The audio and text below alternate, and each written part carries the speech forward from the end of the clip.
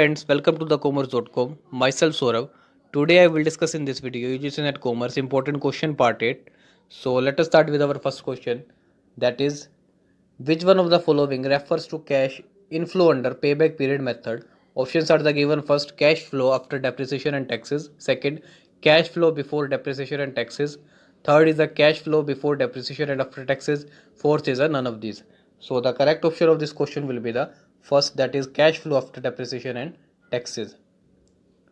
Second, in India, commercial banks are given license of operation by, options are the given: Banking Company Act 1949, second, Government of India, third, RBI, and fourth is a none of these. So correct option will be the third, क्योंकि commercial bank को operate करने का licence कौन देता है? RBI. So the third option will be the correct. Next question, Dagmar approach in marketing is used to measure.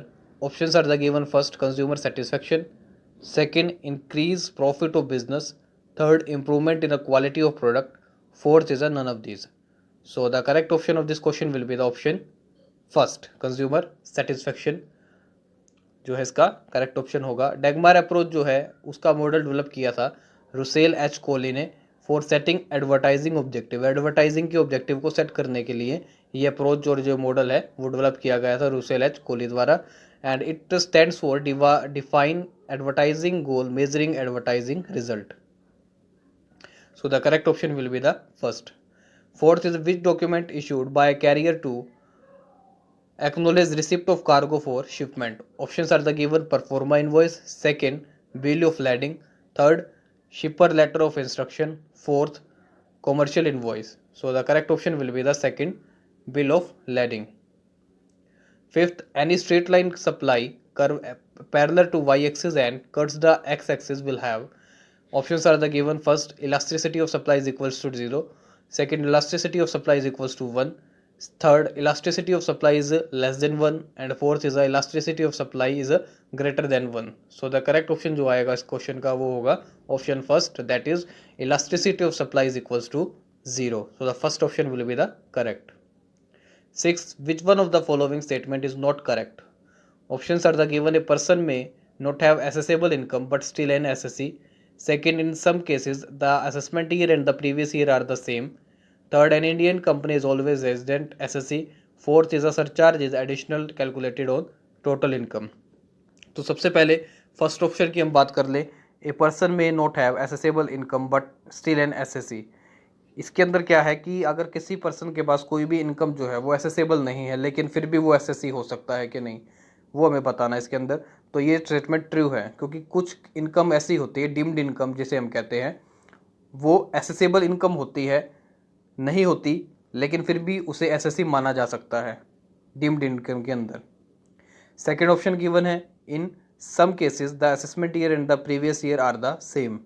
तो ये जो ऑप्शन है ये भी सही है, क्योंकि 5 केसेस ऐसे होते हैं जिसके अंदर असेसमेंट ईयर और प्रीवियस ईयर जो है सेम होते हैं. वो होते हैं section 172, section 174, section 174A, section 175 and section 176 के अंदर 5 केसेस ऐसे हैं जिसके अंदर असेसमेंट ईयर और प्रीवियस ईयर जो है सेम मान लिए जाते हैं. सेक्शन जो 172 है उसके अंदर आएगा आपका shipping business of non resident, और जो सेक्शन 174 है उसमें आएगा आपका assessment of person living India. Section 174A के अंदर आएगा assessment of AOP over BOI और artificial judicial person formed for a particular event और पर्पज़. एंड जो सेक्शन 175 है उसके अंदर आएगा assessment of a person likely to transfer property to avoid tax.